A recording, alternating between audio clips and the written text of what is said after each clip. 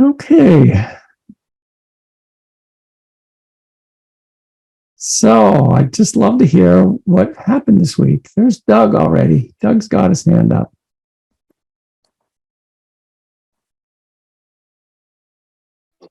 I've had two instances this week of being with people in a group and sitting and enjoying the sitting. There's nothing else going on with these people that I like very much, and I was aware that I was just enjoying the sitting, just being present, being there and being present. Yeah. Very much aware of that. And generally speaking, I'm trying to not take a book with me or take a computer with me when I go somewhere where I have to wait, like a doctor's office, something like this, so I can just sit there. Oh, that's beautiful. And breathe. Yeah. Yeah. I highly recommend that. That's great. Yeah. I really like the idea of ambling. I need to do more ambling. Yeah. But usually I go out with a camera and I have an objective. I'm going to photograph snow, or I'm going to photograph farmhouses or something like that. But I don't do much ambling. Where I don't have to be anywhere or do anything in particular. Yeah. So I thank you for that. Yeah. It's a little bit like the doctor's office without a book. You just notice stuff. And you're actually available for a possible conversation with somebody else who's in the waiting room. I've been doing a Hampshire Athletic Club this winter for the first time. It's kind of interesting to do the sauna and just strike up conversations. It's not entirely like me to do that, but I've been doing it more and just seeing what the possibility of engaging with people is. It's really lovely. So when you don't have a book, you don't have a computer, you're open to something. It's nice, beautiful. Thanks, Doug.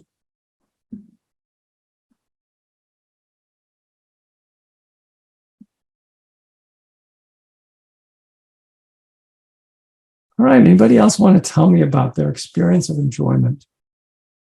I had a couple thoughts. I found myself this week using enjoy as kind of a mantra. Like when I was sitting, it was part of my attention, I would say, enjoy. I found I was doing that sitting, but I could also find it during my day. Every once in a while, I would just say enjoy. Great. So it was bringing me present. It was a mindfulness kind of technique. That's the one thing I wanted to share, that's the way I sort of found myself doing it. So I have two other things. One is I think I have a very strong aversive and improvement pattern. Yes. Always see what could be better. And I can always see what's wrong. And or at least you think you can. Yeah. you believe you always can. Have an opinion anyway. You always have an opinion in that regard. Yes. And sometimes, you said it seldom actually improves, whatever it is, if you're just going to be there. But I don't know, I have a thing about, I really like candlelight. It helps calm me, and sometimes feel like I would feel a lot more enjoyment if I had a few candles lit. So I get up from wherever I am and light a few candles. You light the candles. Okay. That's fair enough. It helps me in the winter to have some soft light around, because we live in the country. There's no curtains. It's like there's big black walls because it's dark out. And so candles help me a lot. So I just want to say that was a time when I feel like actually making a few improvements actually sometimes does. All right. Notice the ones that work. Yeah. Sounds like some work. That's As long big as one. they don't make you restless and keep improving, Uh-huh. you get into the improvement mode, and then it's hard to enjoy. As John says, more candles. More candles, yes. Okay, and then the third A thing better candle. bigger one, littler one. The other thing, and this, we have a new baby in our lives.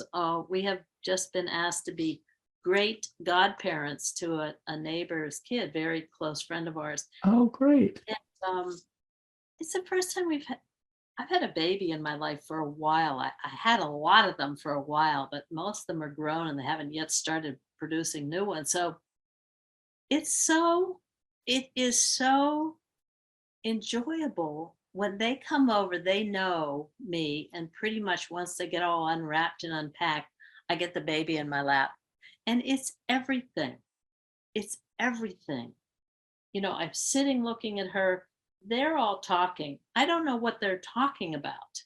I'm just so involved in the expressions and the movement of the mouth, and the eyes sort of open and they close back. And she's just under a month old. Yes. So I just want to honor little Vera in my life, and what a present she is. You know what I mean? Present. She's puts Exactly. me in the present. She puts you in the present. She's enthralling. She engages you, and she engages your heart. Yeah. In the moment. Nothing needs to change. Nothing needs to change. She's perfect. No. So I'm just saying that I'm grateful for her in my life. So that's a great enjoyment teacher. And the idea that, a baby could actually bring you into the very thing I'm pointing to. Mm-hmm. That sort of presence where the heart is engaged and you set aside any sense of things being wrong. There you go. Everybody should have a great godchild. If you're of that age, I guess. All right. So, Susan. And then Jim. So two things. One, I guess, is a intention for the next week or 2 weeks or whatever is I do struggle with some physical limitations, and a lot of I don't know, it's our culture or just the way our minds work, but everything is set up around getting stronger and fitter and better and blah blah blah. And so I've had this little practice in the morning of just raising my arms above my head 3 times. And having the mental framework that doing this can then lead to more and better things. And it's really kind of exciting to shift it and think, so yes, what about just really enjoying that, raising the arms 3 times and really being present with that. So I'm really looking forward to exploring that as just enjoying that of itself. And yes, it may lead to more movement or may not, but everything, I realize how much I've internalized that we'll do this because then we can do more. And what if we just really enjoy this one piece? Yes. So I'm excited about trying that, because it's hard to give myself positive feedback for something that feels so small. But I think it would be really good to be fully present for that. So. All right. You were on the retreat, right? Did you do my little joy workout? Yes.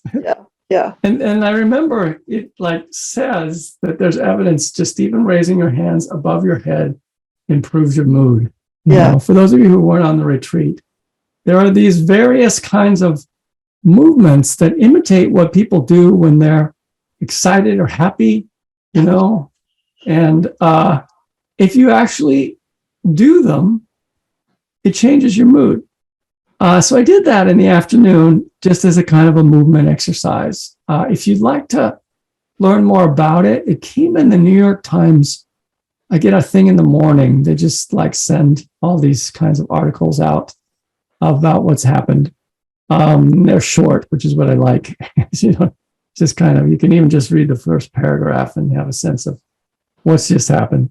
But they also have little features that are also fairly short, and this one came out. So if you have access to that, go ahead and anybody who wants, look at it. And, it's basically like shaking and raising your hands. And I can't remember what all else. I had a list, but your thing reminded me of that, Susan, just 3 times. Before the retreat, because I had taken a yoga class where the yoga teacher mentioned that it was a very positive practice to start in the fall because our moods can go down with the darkness, and it was a good morning practice for lifting the spirit. So I like the idea of really embracing it as something worthwhile in and of itself, rather than something that can build, yes, it may build, but it has value in and of itself. So exactly. Great. Yeah. And then it's funny because I had completely forgotten about this until we, all were here again. But the morning after last week's class, when I sat, I was, inviting enjoyment, and I had this very distinct experience that seemed strange that I would forget it, but I did. So I was, being with my breath and my heart, and it was almost like my heart kind of took over. It wasn't like I was very focused on like the physical sensations of the heart. It wasn't even like the energy of the heart. It was like the physical beating of the heart, and in connection with the breath. And it was like this presence, and the word that arose was not enjoyment. It was like this very clear instruction. So strange. It was like rejoice. Like I was rejoice by the heart, that the word was not enjoyment. It was rejoice. Rejoice. All right. Yeah. And it was something about the joy that the heart felt in the connection with the breath coming in. I was just there for the ride or whatever. Exactly. I mean, I love that phrase you used. The heart just sort of took over, because it's like that. It is like that. It has a mind of its own. And we identify with this other mind, the egoic mind, and think we're that. But once in a while, this other thing that has a mind of its own just kind of steps in and is there, and even teaches you whatever rejoice. Yeah, it's just bizarre that I completely forgot about it, like the next day. Yeah. We all sat down again. So all right. Thank you. It's not a word I hear every day. Yeah, rejoice. Rejoice. Yeah. Yes. Okay. So as you were talking about going places without a computer or whatever, Nick was flipping out. So I'm going to let him talk, even though I don't think you want. She's making me talk. Oh, okay. You're under duress here. So there was like an editorial going on where it's like I know this about myself. I have a mortal fear of boredom. I can't imagine going somewhere knowing I'm going to wait more than 3 seconds without having brought something to do. And I can't really wrap my arms around just walking unless you're going from point A to point B. So it was just kind of funny because all those things were like, what do you like? It just kind of made my head explode. But okay, well, good. I'm happy to have exploded your head. Yeah. You don't have to live with it. So I guess I have some work to do. What is scary about boredom? You said you live in mortal fear of it. I know you're a little bit joking, but I think you're not completely joking. There's something in you that finds boredom scary. Yeah, I guess it's, I definitely have issues around productivity and getting things done and using every second, every ounce, everything I can to create kind of this flywheel of productivity in my life, and it served me well in some ways. But what if you weren't productive? That sounds scary, doesn't it? Well, and I have to tell you that part of my productivity of meditation and going to this class or going to AA meetings is like, even though there's like an element of, okay, I know I need to turn it off. And I know I need this. I know I need a spiritual program. I know it's important. Mm-hmm. But it's also like, in a strange way, I never even thought about it. It's like, it is kind of like an activity, right? It's like, I am now deciding to meditate. And Exactly. It works that way for the productive mind. Okay, I'm meditating between 7 and 7:30 this morning. And so I'm actually doing something, I'm accomplishing something. I meditated every day this week and I meditated every day this month. You can relate to that. And it's actually helpful for people sometimes to do it that way, to get the habit going. But the truth is, eventually, you're not punching the clock meditating. It's not about productivity. It's more about discovering who or what you are outside of that sort of social matrix of productivity and accomplishment. All of that is relative to a social world, right? Of what's considered useful. But you're going to be dead someday, right? Do you really want on your tombstone to have it say he got it all done? I think he does. well, I'm also doing fun stuff. So Okay, it's not so just work. All right, so there's some enjoyment there, but there's definitely that sort of enjoyment type thing. But yeah, I mean, in seriousness, I mean, I do absolutely take a deep breath, when I get to an AA meeting or in your class or whenever. And, I do crave, the just, turning it off. And so I know I need that. It's just, there's certain areas where I have not put that into my life. And one of them is waiting for things. And so that was interesting. And I did practice breathing and enjoying breathing. And it was, it was definitely a experience of contentment. It reminded me, when I was growing up, we had a German Shepherd, and he would have these like really relaxing sigh. He would go, and it was like real clear he was like in a good place. And he was, because German Shepherds are very attentive and they're very protective. And when everything was kind of quiet, he could go and sit, and I would just be right nose to nose with him, and he would just like be content and sigh. And it's kind of the way that I felt. It was kind of just a nice, like, just being present, content, in the moment feeling. So it was nice. All right.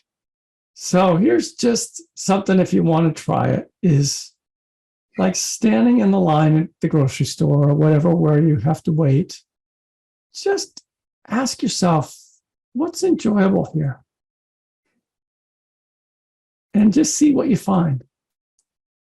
See what you find, rather than pulling out your phone and scrolling, or whatever you would normally do and waiting in the line somewhere.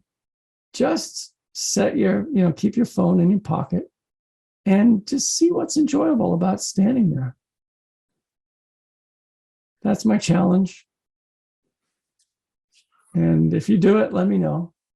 I will. Thank you. I always like the report. You're welcome.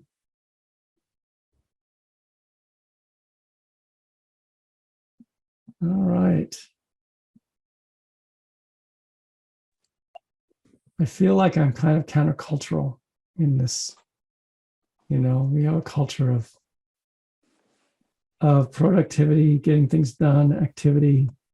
What is it Home Depot that has the little motto, more doing, or something like that? Anyway, this is countercultural. It's Susan. All right, you're going to have to unmute, Susan. Oh, there I did. I did. There you did. Yeah. Good.